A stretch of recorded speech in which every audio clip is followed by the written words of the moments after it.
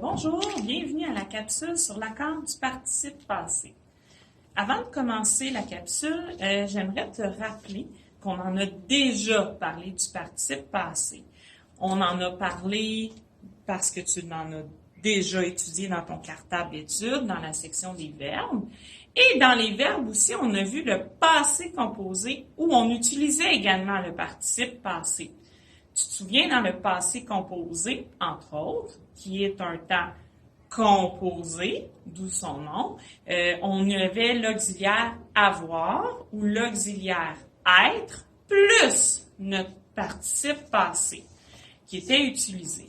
Donc, aujourd'hui, on va voir l'accord du participe passé quand il est tout seul, quand il n'y a pas l'auxiliaire avoir ni l'auxiliaire être, et l'accord du participe passé quand il y a l'usage de l'auxiliaire être.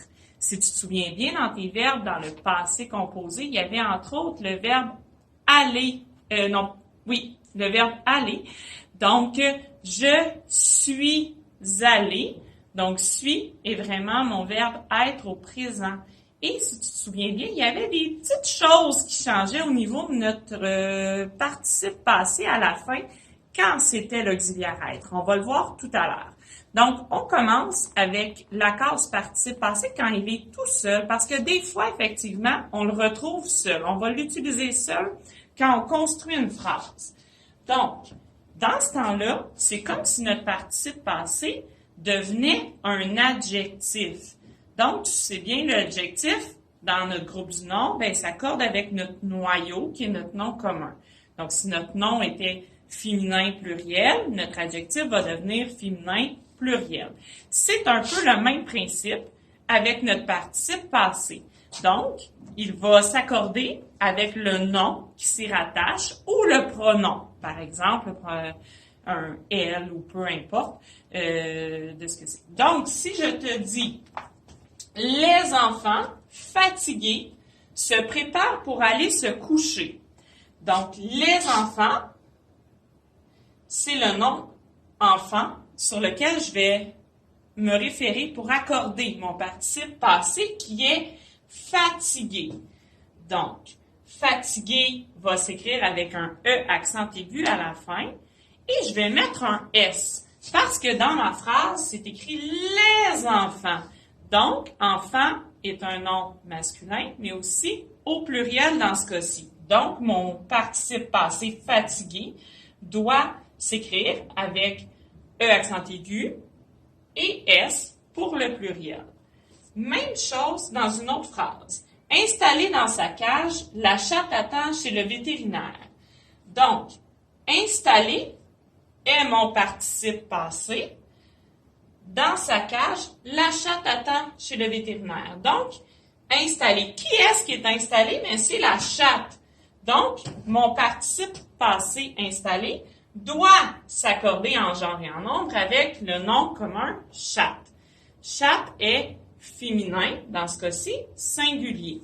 Donc, si je regarde mon mot installé, c'est E accent aigu, E, parce que chatte est féminin. Donc, tu dois vraiment aller te référer au nom qui est rattaché.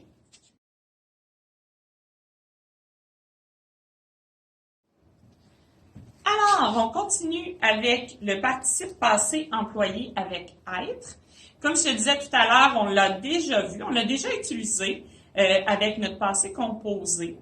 Et par exemple, le verbe aller ou le verbe partir. Donc, je suis parti en vacances. Je suis allé au cinéma. Donc, on a les deux avec l'auxiliaire être. Quand on a l'auxiliaire être, le participe passé, qui est rattaché, reçoit le genre et le nombre du noyau du groupe du nom sujet ou du pronom sujet. Donc, c'est un peu le même principe qu'on a fait avec le participe passé employé seul. On l'accordait, selon le genre et le nombre, du sujet qui était rattaché, du nom commun, entre autres, qui était rattaché. C'est le même principe. Donc, si j'ai, par exemple, Les élèves sont revenus en classe cette semaine. J'ai mon groupe sujet qui est les élèves. Sont revenus mon participe passé. Sont étant mon verbe être, mon auxiliaire être, ainsi que revenu, qui est mon participe passé. Et là, si tu observes bien, revenu a un S à la fin. Pourquoi? Parce qu'on s'est fié au groupe du non-sujet qui est les élèves. Les élèves, c'est du pluriel, donc masculin pluriel, donc mon revenu doit être au masculin pluriel. Si je prends un autre exemple, elle est restée à la maison avec ses parents. Donc, elle est mon pronom sujet, est restée est mon, dans le fond, mon participe passé ainsi que mon auxiliaire. Donc, est mon auxiliaire être et rester est mon participe passé. Donc, elle, qui est féminin singulier dans ce cas-ci, est resté. Donc, rester, je dois écrire E accent aigu E, car c'est féminin. Donc, ce qui est important, c'est d'aller trouver notre sujet dans notre phrase et d'aller s'y référer pour pouvoir faire les bons accords. Donc, je t'invite à aller faire la lecture dans ton cahier d'exercice à la page 62-63 pour compléter cette capsule. Et aussi, tu as à faire les exercices de ces 2 pages aussi à la maison. Donc, je te souhaite bon travail et bonne lecture. Bye bye!